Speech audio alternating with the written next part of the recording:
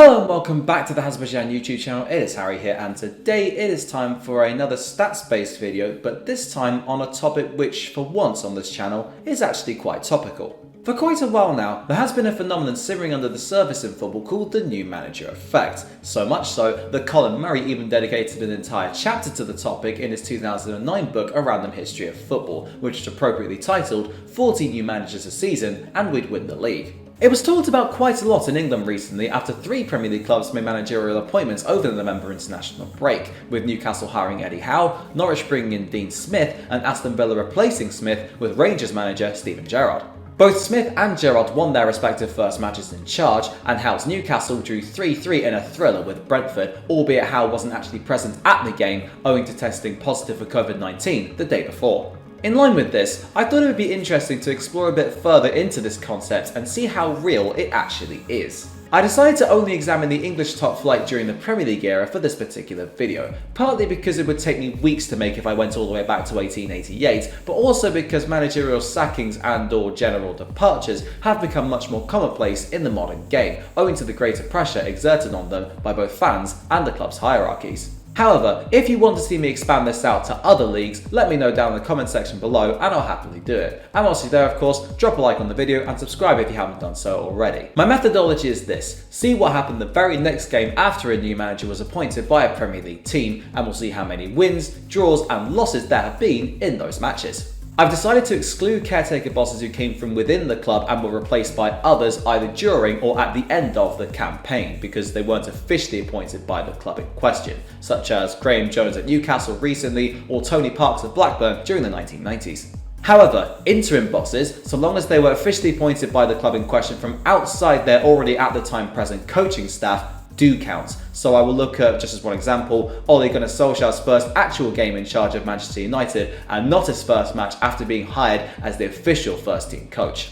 For those who came from within the club but would eventually be appointed afterwards, like Chris Coleman at Fulham in 2003, I will look at their first game in charge as interim boss because they weren't replaced immediately afterwards and they went on to keep the job. Changes that happened both between seasons and mid-season will feature, so I'll include just 2 examples: Pep Guardiola's first game at Man City on the first day of the 2016-17 campaign and Carlo Ancelotti's debut at Everton, which took place in December 2019. I'll go through this season by season and then do a brief summary at the end, although I hopefully won't spend too much time on each one to prevent this video from being 50 minutes long, which even I don't want, although I'm well aware that this intro is already long enough as is, so I'd best crack on. Without further ado then, let's explore the question of how real is the new manager effect phenomenon.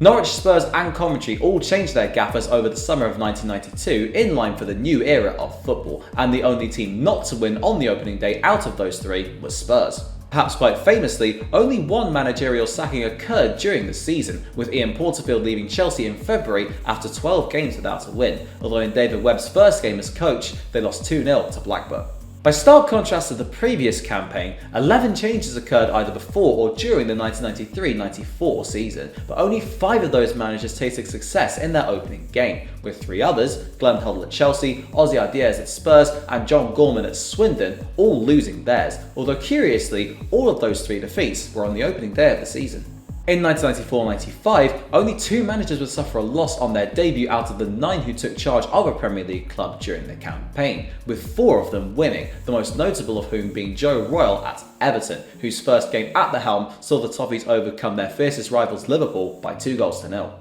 There were 6 changes prior to the 1995-96 season commencing, but only one of them won, namely Ray Hartford at incumbent champions Blackburn Rovers, and the only change during the season, which saw Colin Todd assume full control of Bolton Wanderers after being joint manager with Roy McFarland for the first 5 months of the campaign, resulted in the Trotters winning 1-0 over Wimbledon. Amazingly, the 2 teams who appointed new coaches in the 1996-97 off-season, Chelsea and Southampton, faced each other on the opening day, but they drew 0-0. 4 new managers were hired during the campaign, although only one of them won on debut, that being some French nobody called Arsene Wenger at Arsenal, who didn't really go on to achieve that much in the grand scheme of things. For 1997-98, only 2 sets of players responded to the new manager's instructions right from the get-go, with only John Gregory at Villa and Everton legend Howard Kendall inspiring their players to a win in their first games in charge. The other four all suffered losses, and at this point, I think it's fair to say that it isn't exactly looking good for the theory of the new manager effect being a proper thing. This trend continued into the 1998-99 season, where 5 of the 9 new managers lost their first Premier League match, including Ruud Gullit at Newcastle and Gerard Houllier at Liverpool, upon taking sole charge following Roy Evans' resignation, with just 3 others picking up 3 points. During 1999-2000, Egil Olsen at Wimbledon and Glenn Hoddle at Southampton were victorious, so Bobby Robson for Newcastle and Peter Shreves at Sheffield Wednesday couldn't muster anything, and Terry Burton, who replaced Olsen at Wimbledon with just 2 games left to go in the campaign, drew, which ultimately wouldn't prove enough to keep the club in the Premiership that season. Unbelievably, not one new manager won their opening game in 2000-2001, with 3 of them drawing, including Claudio Ranieri for Chelsea, and the other 4 losing. Maybe it just took some time for the new manager effect to actually be a proper thing. There's still 20 seasons left to go, so let's see what happens. 8 managers fell to the chop, or chop themselves, don't take that euphemistically, prior to or during the 2001-02 campaign, and just 2 of their replacements won on debut, with one of them being David Moyes at Everton, with 4 others losing and the other 2 drawing. Only 3 teams actually got rid of their managers during the course of 2002-2003, namely Leeds and Sunderland, who changed theirs twice, and Fulham, who replaced John Tigana with Chris Coleman, and whilst 2 won, the other 3 lost. Only 3 teams got rid of their managers during the course of 2002-2003, namely Leeds and Sunderland, who changed theirs twice, and Fulham, who replaced Jean Tigana with Chris Coleman, and whilst 2 of those changes had an immediate effect, the other 3 did not. 2003-04 was another relatively tame season for Premier League managerial casualties, which saw just 4 clubs change their head coach, but only Southampton's Paul Sturrock would see his new team respond to the change with a win straight away, whilst 2 others lost, and the final one drew. 2004-05 experienced 12 new managers taking the reins at various Premier League clubs, including Jose Mourinho at Chelsea and Rafael Benitez at Liverpool, but 5 would win, Mourinho being one of them, 3 would draw, and 4 would lose. We're approaching the halfway stage, and I'm a bit concerned for this theory if I'm being totally honest. The next season, 2005-06, saw just 3 managers lose their jobs, but of their successors, Newcastle's Glenn Roeder was the only one to win, with Harry Redknapp's return to Portsmouth starting off with defeat, and Kevin Ball keeping with Sunderland's tradition that season of losing games, in his case, this time to Wigan.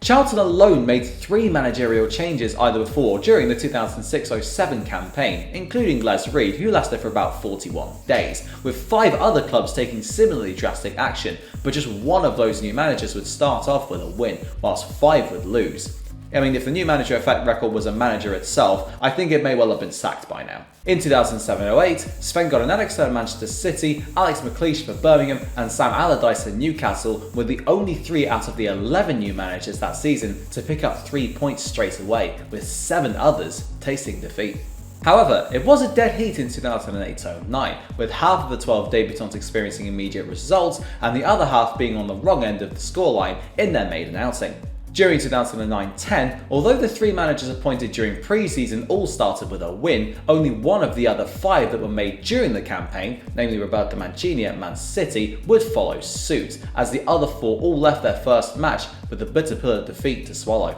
Alan Pardew at Newcastle was the only man to taste success on his opening game and charge out of the 8 who became a boss of a Premier League team during the 2010-11 campaign, with 5 others losing and the final 2 drawing. Similarly, of all the 7 managers to be appointed during 2011-12, it would only be Roberto Di Matteo who started off with 3 points in the bag, with 3 others drawing, including Di Matteo's predecessor Andre Villas-Boas, and the other 3 going home with nothing.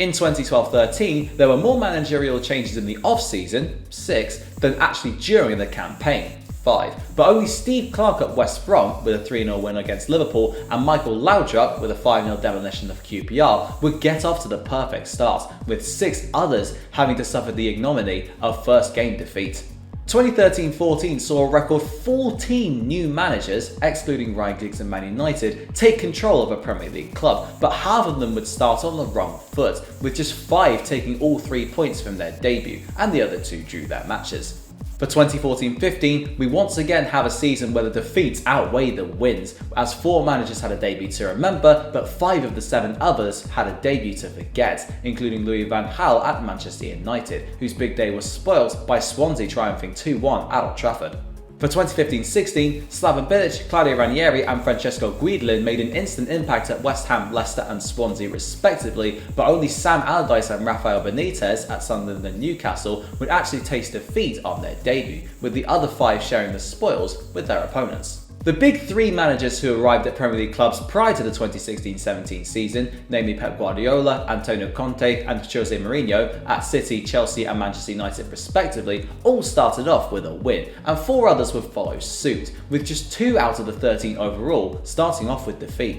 That means that the 2016-17 campaign was the first since 2004-05 and just the 4th overall where more managers began with a victory than with a loss. In 2017-18, there were more draws amongst the 13 new managers this season than there were wins or defeats, with 5 coaches starting off with a point and 4 commencing with 0 and the others kicking off their regimes with a win.